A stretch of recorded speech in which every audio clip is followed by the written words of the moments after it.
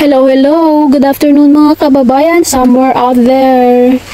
To this mini vlog, magluluto tayo ng pansit canton. Naggayat na ako ng meron tayong kaunting bawang, sibuyas, carrots, at saka pork na maliliit para malambot lang siya guys.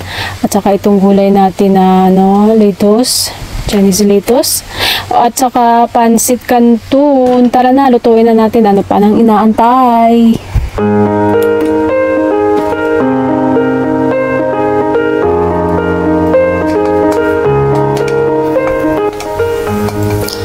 Guys, simpleng luto lang to. Simpleng rekado lang nilalagay natin.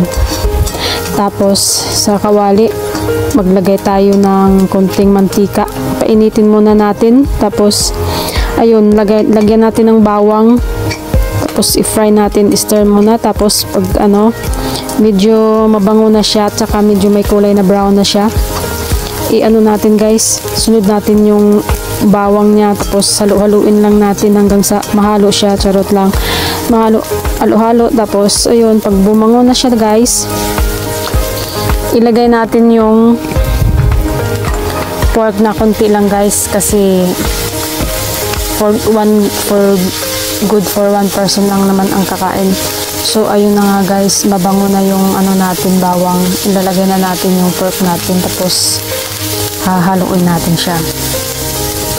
Lagyan natin ng kaunting white pepper, tapos black pepper naman, tapos kaunting asin, tapos haluin natin. Haluin lang natin guys. Katapos guys, ayun, nahalo na siya.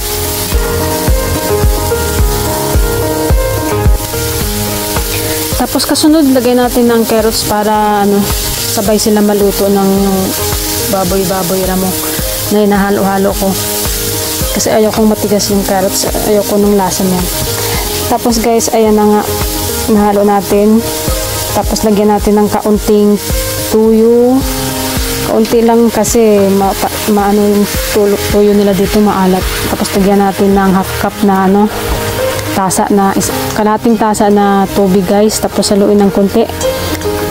Tapos niya papalambutin natin yung baboy niya kasi matigas din yung baboy kahit maliliit na gayat lang. After 15 minutes niya na pagkakulo guys, di ko pala siya na videohan. Tinakpan ko pala yung kawali ko para lumambot yung baboy. Tapos ngayon nga, ayan, lumambot na nga siya yung baboy at saka yung carrots niya. Nilagay ko na yung pichay.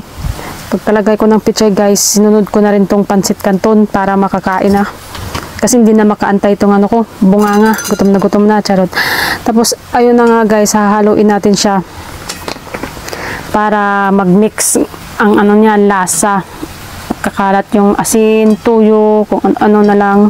So, ayun, halo-haluin na lang natin. Tapos, mga guys, mga ilang minuto lang, mga 2 to 3 minutes, tinakpan ko ulit siya para lalambot yung pansit canton niya.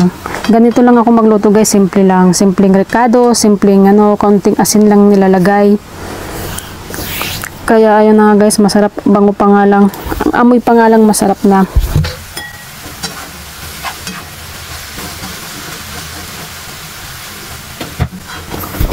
Ayan na, luto na.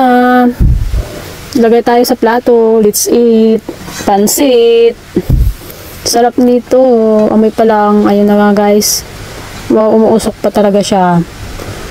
Ayun na, tinitikman na ni Kunyang. Pikit-pikit pa yung mata eh. Kasi nga masarap.